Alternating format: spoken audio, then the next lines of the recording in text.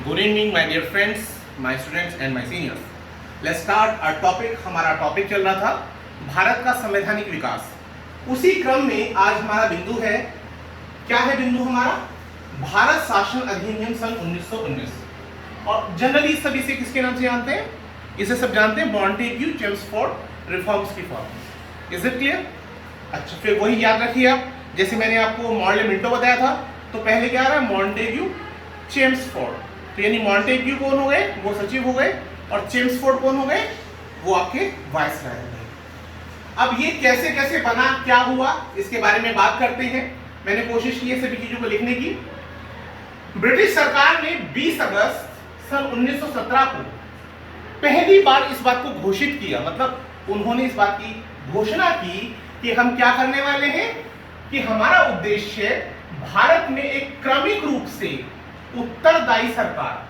देखिए ध्यान रखिएगा, ये मोस्ट इंपॉर्टेंट पॉइंट है, और मैं क्यों पढ़ा रहा हूं आपको, जिससे कि एक एक पॉइंट आपको क्लियर हो। एग्जाम से पहले 5 मिनट पहले, 10 मिनट पहले अगर आप इन चीजों को देख लेंगे तो कंफ्यूजन नहीं होगा, और क्वेश्चन आएगा इससे। हिस्ट्री में भी आ सकता है और पॉलिटी से भी आ सकता है। तो क्रमिक रूप से उत्तरदायी सरकार की स्थापना की पहली बार बात की गई 20 अगस्त सन 1917 को।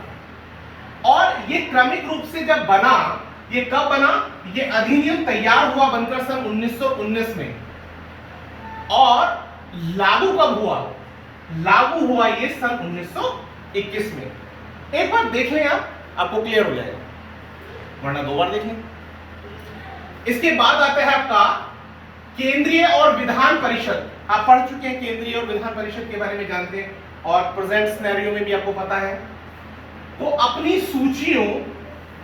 सूचियों के विषयों पर विधान बनाने का अधिकार दिया गया। देखिए इससे क्या हुआ होगा, अब जो आपके विषय हैं उनको क्या किया गया? उन विषयों को बांट लिया गया, उनका चयन किया गया कि कौन से केंद्रीय विषय हैं, कौन से आपके राज्य विषय हैं।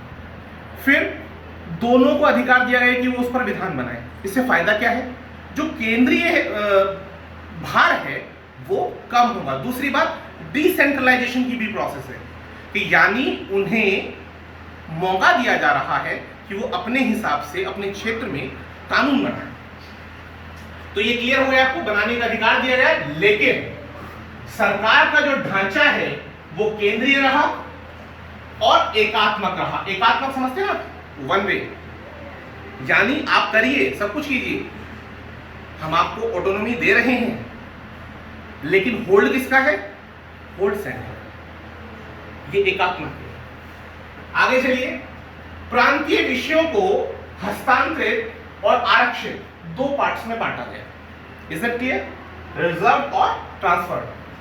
अब जो बांटा गया उसमें जो हस्तांतरित विषय हुए, उन विषयों पर गवर्नर जनरल का शासन होता था। और अच्छा, इसमें एक चीज छूट गई है, गवर्नर का शासन होता था हस्तांतरित में, लेकिन साथ ही उसकी हेल्प कौन करते थे? वो मंत्री करते थे, जो विधान परिषद के प्रति उत्तरदायी होते थे। ये आप ऐड कर लीजिए। दूसरी बात है आरक्षित विषय। आरक्षित विषयों के ऊपर गवर्नर कार्यपालिका परिषद की सहायता से कार्य करता था या शासन चलाता था, जो विधान परिषद के प्रति उत्तरदायी नहीं थे। देखिए 2 तरह की थे, एक तो उत्तरदायी थे और दूसरे उत्तरदायी नहीं थे। अब क्या हुआ? ये दोहरी प्रणाली हुई। अब इस दोहरी प्रणाली में क्या हो रहा है? दोहरी प्रणाली को क्या कहा जाएगा? दोहरी प्रणाली को कहा जाएगा द्वैध शासन। Is it clear? तो इसी सिस्टम को क्या कहा गया? द्वैध शासन कहा गया। और ये व्यवस्था लेकिन असफल रही। पहली बार देश में द्विसदनीय व्यवस्था की गई। अब द्विसदन क्या है? द्विसदन आपको पता होना चाहिए, आप लोकसभा राज्यसभा देख रहे हैं। तो द्विसदनात्मक व्यवस्था पहली बार कहां की गई? इसी 1919 के अधिनियम में की गई। पहली बार देश में द्विसदनीय व्यवस्था और प्रत्यक्ष निर्वाचन की व्यवस्था की गई। याद कीजिए, इससे पहले हमने बात की थी परोक्ष रूप से निर्वाचन की बात की गई थी, लेकिन प्रत्यक्ष रूप से निर्वाचन कहां शुरू हुआ? सन 1919 का अधिनियम, यानी मॉन्टेग्यू चेम्सफोर्ड सुधार की व्यवस्था की गई। और इसने सांप्रदायिक आधार पर जो इंप्रूवमेंट हुआ है, कैसे? 1909 में मुस्लिमों के लिए पृथक निर्वाचन की बात की गई, उसी को एक्सटेंड कर दिया गया। उन्होंने कहा कि अभी फूट थोड़ी कम पड़ी है, इसको थोड़ा सा एक्सटेंड कीजिए। क्या किया गया उसमें?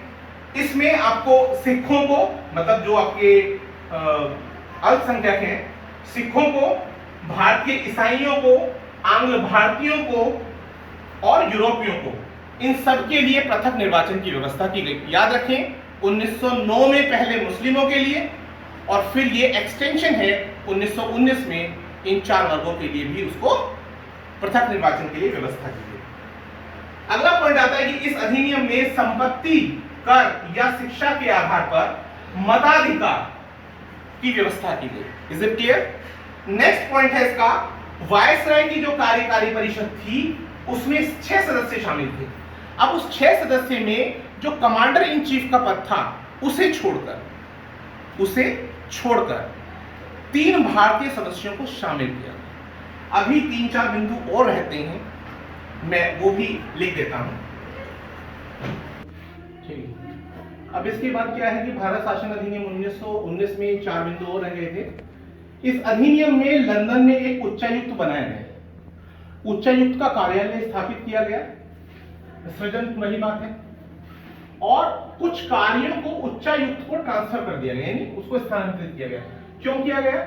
जिससे कि जो सचिव का कार्य है, सचिव का ही कुछ कार्य, मतलब आप ये समझिए जब कार्य बढ़ जाता है तो हमें कुछ असिस्टेंट की रिक्वायरमेंट होती है, तो उसी तरह से क्या हुआ, एक उच्चायुक्त का कार्यालय लंदन में स्थापित किया गया और जो एक्स्ट्रा वर्कलोड था उसको कम किया गया। इसके द्वारा एक लोक सेवा आयोग का भी गठन किया गया और 1926 में 1926 में लोक सेवकों के लिए, यानी जो सर्वेंट होते हैं, पब्लिक सर्वेंट या सिविल सर्वेंट जो होते हैं, तो उनके लिए केंद्रीय लोक सेवा आयोग की स्थापना की गई, इसी की रिकमेंडेशन पर। नेक्स्ट है, पहली बार केंद्रीय बजट को, जो सेंट्रल बजट है, उसे राज्यों के बजट से अलग किया। इंपॉर्टेंट पॉइंट है, आप याद करें इसको, कि केंद्रीय बजट को राज्यों के बजट से अलग कर दिया गया। अब क्या करना था, राज्य की जो विधानसभा है वो अपना बजट खुद से बनाने के लिए अधिकृत कर दी गई। Is it clear? और नेक्स्ट पॉइंट है आपका, नेक्स्ट है मतलब लास्ट पॉइंट है, एक वैधानिक आयोग का गठन करने की बात इस 1919 के अधिनियम में की गई, जो 10 साल के बाद अपना रिव्यू करेगा, जांच करेगा और उसके आधार पर 10 साल के बाद वो क्या करेगा, एक रिपोर्ट सबमिट करेगा और रिपोर्ट सबमिट करेगा। और वो रिपोर्ट क्या होगी, सोचिए जरा, सन 1919 चल रहा है तो 10 साल के बाद क्या आएगा, 1929। लेकिन उससे कुछ पहले ही साइमन कमीशन आपने सुना होगा, वही इस रिपोर्ट को देने वाले थे। Thanks a lot for watching this video. Have a good night.